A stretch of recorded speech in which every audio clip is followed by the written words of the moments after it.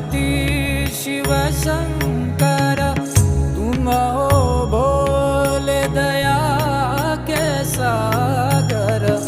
दूर करो सब दुख हमारे, दूर करो सब दुख हमारे। शंभो शंकर नमः शिवाय, गिरिजा शंकर नमः शिवाय। आदिदेव तुम नमः